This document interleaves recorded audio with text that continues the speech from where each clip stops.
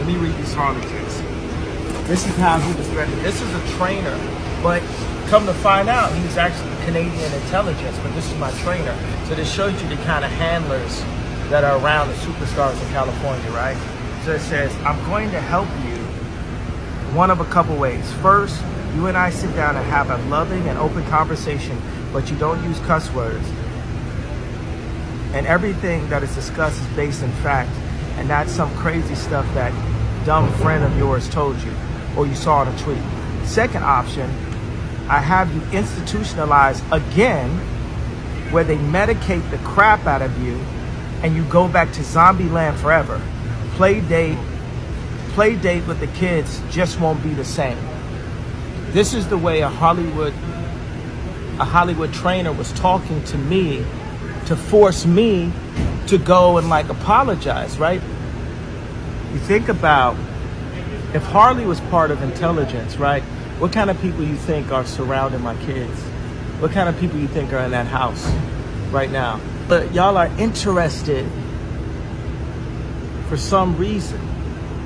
And they wanted to medicate me every day. You realize like they could have just switched to medication and I wouldn't be here. And on the news, they would have said it was because of a mental issue, right? Yeah. I ain't never been back to the hospital since 2015, but every time they say I'm crazy, it's just when I'm saying the truth. So what's the crazy part, really? Well, at the house of his family's exercise trainer, a man called Harley Pasternak, West apparently suffered some kind of mental break. Pasternak called an ambulance to pick him up. West was taken away, and then he was sedated with at least 7 different psychiatric medications, including benzodiazepines, lithium, sleeping pills, and olanzapine. News reports suggested that West had experienced a profound psychiatric episode. He'd gone completely off the deep end. He'd gone crazy, and they've been saying that ever since. West, over time, though, told a very different story. In his telling, after what he'd said on stage in Sacramento, Harley Pasternak was trying to shut him up. Pasternak, he said, was not simply a trainer, but instead an agent of ideological control.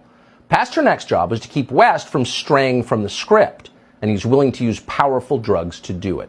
I was working on my PhD on exercise physiology and nutrition, got recruited by the military to help run essentially the superhuman lab, this laboratory called the Defense and Civil Institute of Environmental Medicine. And the area that I was interested in was how drugs and food affect muscular performance.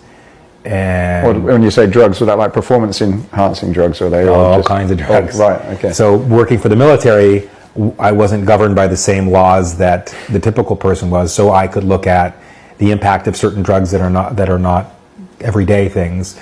So we looked at a drug called modafinil, which was for narcoleptics.